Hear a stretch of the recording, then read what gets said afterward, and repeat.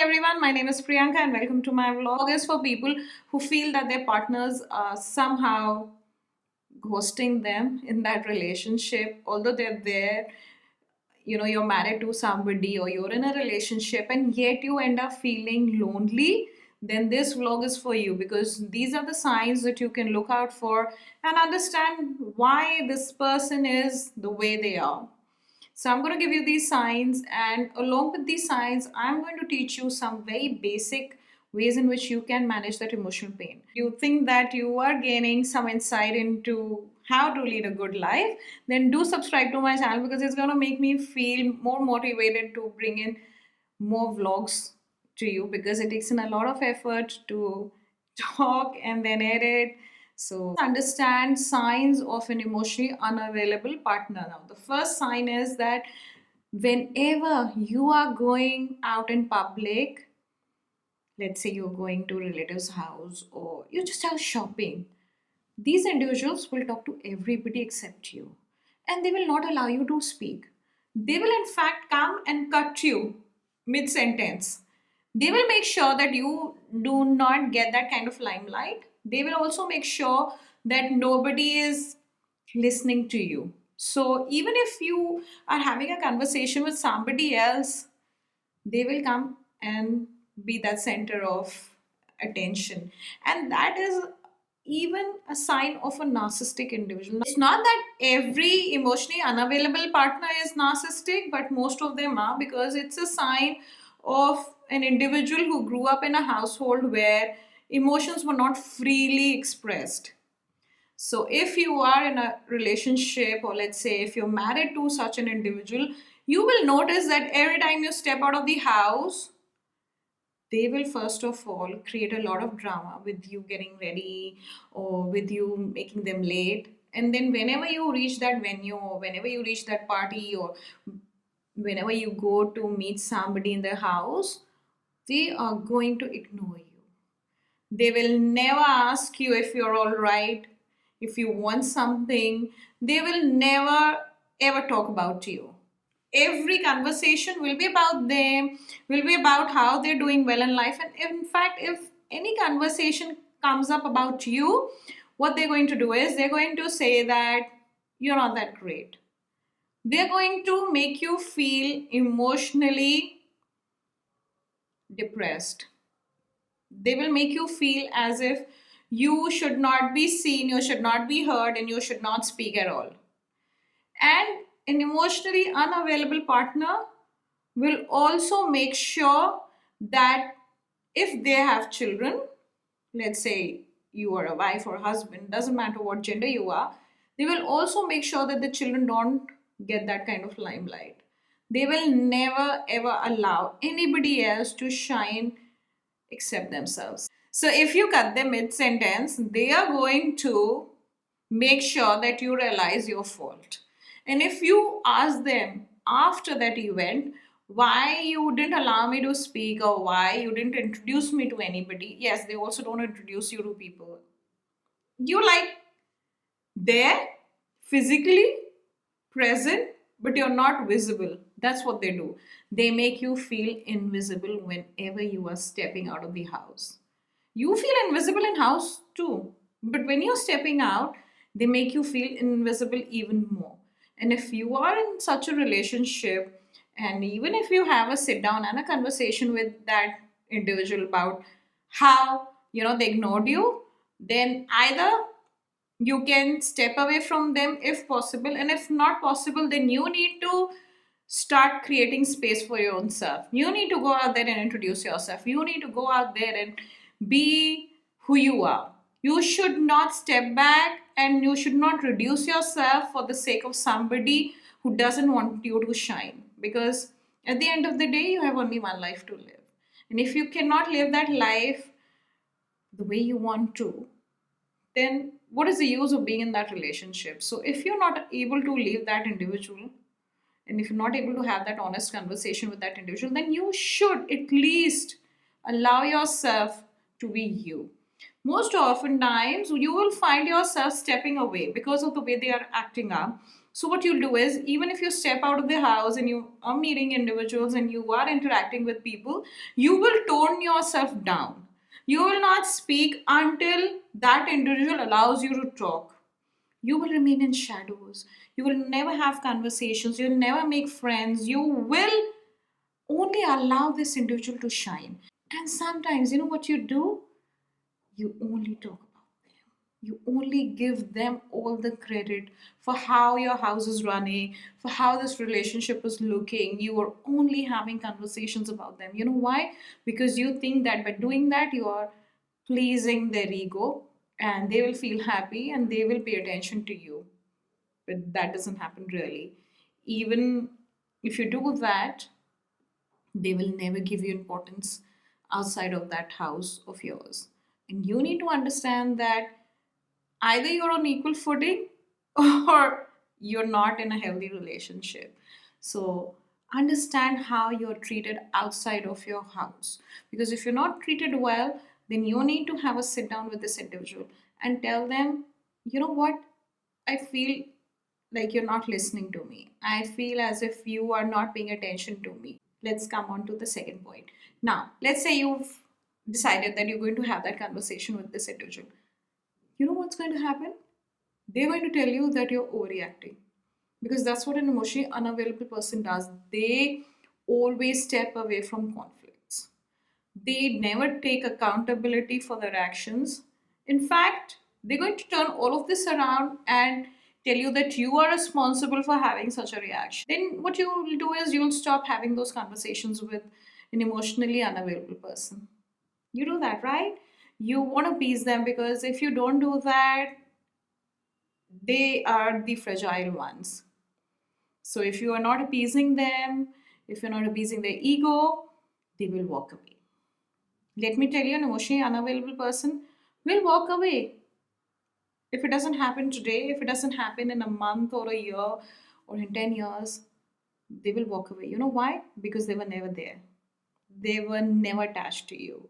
You thought that they were attached to you, and the only reason they're attached to you is because of the way somebody is perceiving them. So it's all about their image. If you really want to understand emotionally unavailable person, you'll realize that it's all about image to them. They are not empaths. They have had broken relationships before you. So then you need to understand how they behave in front of their parents. Their emotional unavailability seeps in from the way their parents behaved with them. So as a child, they never got attention, and the emotions were never part of a discussion. So even if they felt bad as a child, they were not allowed to express their emotions freely. And it takes a lot of inner work for somebody who's emotionally unavailable to start expressing. And an individual can only create that kind of environment for somebody else. So if you want to create a healthy environment for them, you can do that for only a certain limit, right? After that, if they are not taking the cues and if they are not improving themselves, if they're not having that kind of conversation with you, then you can do nothing about it. You cannot change an individual. You can give them the right environment, but you cannot change them. You cannot change their thought process. This is something that you need to understand. Most times, women are more expressive than men, okay? Because men, as boys, were taught not to express their feelings. But with advent of being an independent woman out there, we started creating a very strong culture for girls. So all that had a lot of win-win situation for girls. It also had a very negative impact, and that was that girls were made to think like boys and behave like boys. But you have that motherly instinct, you have a feminine instinct. And they went out and competed with boys and men out there to get their share of recognition. They took on that ideology that I have to behave like a man. So they let go of their basic nature, which is about mothering or caring, and they became very strong, but also became very rigid in their beliefs. So you'll find that in recent years, women are increasingly becoming emotionally unavailable rather than men. And it's happening because of the way we are now living our lives, that nurturing role or caring nature is now being shown as something of a weakness. So if you're a homemaker, if you are raising children, if you're not independent financially, it is being looked down upon. Women, they don't want to be like their mothers. They don't want to be emotionally and financially dependent on a man. And because of that, there is now a divide that is clearly visible where even women are now becoming very much emotionally unavailable. So it's not about the gender anymore. It's all about somebody who was raised in a very tough environment. They were also not allowed to cry, not allowed to feel. Basically, you were in an environment where you were taught to get over things very fast. You were not allowed to be the person that you want to be. You were only taught to be this very firm, strong individual. And because of that, individuals have become emotionally unavailable. If you're raised in a very toxic environment, I call this toxic because if you are not allowed to express your emotions, if you are not allowed to cry, if you're not allowed to feel as a child, what you will do is you will grow up just staying away from ever experiencing emotional pain. So you will block all aspects of your life where you are allowed to express and allowed to feel a certain way. And if you are in a company of an individual who keeps on creating a lot of emotional distance with you, understand that they were raised in an environment where they were not allowed to express their emotions freely. In fact, you will see that most emotionally unavailable people will cry in movie theaters, but when it comes to real life, they'll never shed a tear. That's how they were raised and conditioned in a certain way. So, if you want to improve your life, if you want to feel good about your life, you have to realize that you cannot teach emotional intelligence to these individuals. You cannot. Because it's going to take you a lot of years and you have to create that right environment, and yet they will never change. You know why? Because now they have created this habit of creating these little boxes for the emotions. So they put their emotions in these boxes and then shut them away in their mind. And that's it. They're not going to have access to those boxes. They'll never do that. And it's very difficult for an emotionally intelligent person to live with an emotionally unavailable partner, and it drains them.